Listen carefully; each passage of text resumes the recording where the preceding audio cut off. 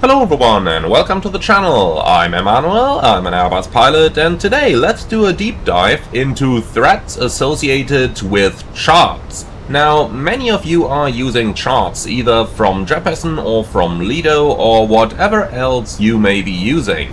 And likewise, a lot of you are using the Lido charts provided by Flight Simulator 2024. And while in my personal opinion the Lido charts are among the best together with the Jeppesen charts that are provided by Navigraph, that are available on the market, there is one huge threat that is involving both of these, but the Lidos a little bit more than the Jeppesen charts.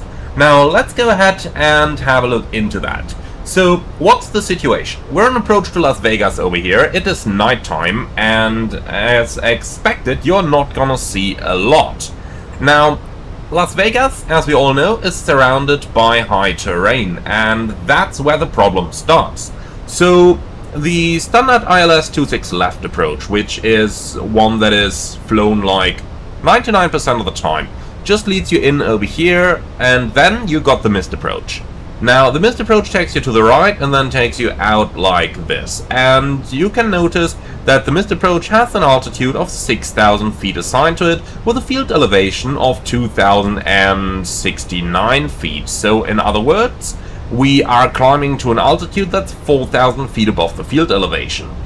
Now most missed approaches end up somewhere 3,000 feet above the field elevation, so there's gotta be a reason for it. So let's have a very close look at the approach chart over here, and we are doing that in nighttime mode, because that is what many pilots like to use when flying at night, just because it is a little easier on your eyes. You know, you're looking outside, you're adapting, and then this is what you get. Now, let's say that you are on that missed approach, but for some reason air traffic control asks you to maintain an altitude of 5,000 feet instead of the published 6,000.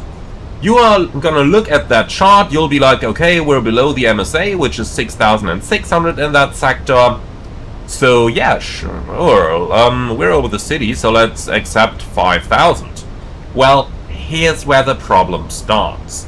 In nighttime mode, it is very, very difficult to look at the terrain that's on your chart. Remember, in order to accept an altitude clearance that's below your minimum safe altitude, you need to have terrain contour charts available. Now, when you are using those charts and when you are using night mode, take a close look at that missed approach. Over here, over the city, everything is looking fine. But once we're leaving the boundary of the city, you got that area over here, over Boulder City, where you are going to pick up the holding pattern. Now you may easily be confused by looking at that number here, 2,523, and thinking, oh, okay, so the terrain over there is 2,523 feet high, therefore I can accept 5,000 feet as my go-around altitude, as instructed by air traffic control. Well, here's the problem. In night mode, it is super difficult to read the terrain contour charts.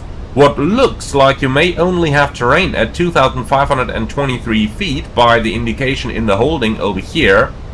Let's have a look at the daylight chart. And all of a sudden, you're gonna find that there is a huge mountain right on your missed approach path. What is easily visible on the daylight charts with that whole ridge of terrain over here, and if you look at the scale you can see that that terrain is going up to 4,000 feet over there. What is easily acceptable and visible on a daylight chart becomes a real problem due to the way that colors are inverted on nighttime charts. So looking at this, very hard to distinguish, is it? Like, what's 4,000, what's 5,000, what's 3,000? Can you even differentiate those colors? The whole situation gets even worse when you sit in a real aircraft where reflections from lights are going to shine all around your flight deck, and where you are going to see a lot of different reflections, making it even worse.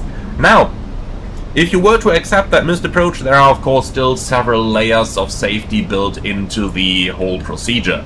You do have your GPWS terrain map, you do have the ground proximity warning system, you do have things like published approach altitudes. So you would think like, yeah, I would surely be protected against that, but no, the real answer is this can become quite the threat for your approaches, and it's very, very difficult, especially when you end up in somewhat of a confirmation bias, because, hey, ATC instructs it, they know their airport, so it surely has to be right. Well, not necessarily, as you can see over here. Now let's just do a quick comparison over here.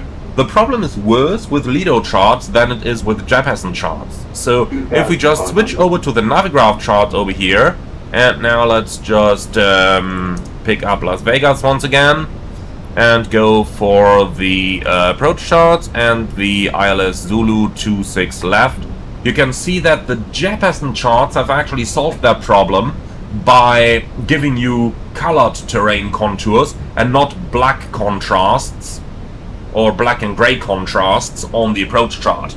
So Jeppesen charts, respectively Navigraph charts, in this situation quite a bit better for situational awareness than the Lido charts would be, and most definitely more helpful for your safety of flight than the Lido charts under this particular situation. So it's something to think about, something that you should really consider when you are doing your nighttime approaches. On this chart we can actually see that the highest terrain on that missed approach path is 3,789 feet high, and we even have a legend right on the actual contours. So Jeppesen charts, in my opinion, in this point, quite a bit better than Lido charts, and definitely something to take care of when you set your go-around altitude, where you should double check if you really want those 5,000 if ATC instructs it, or whether it might be better just to accept 6,000. Alright guys, that's the lesson for today. I do hope you enjoyed this one. Definitely something that I was rather astonished about, how big that difference can actually be during my recent recurrent simulator training, where they showed us exactly this type of threat that can exist with Lido charts.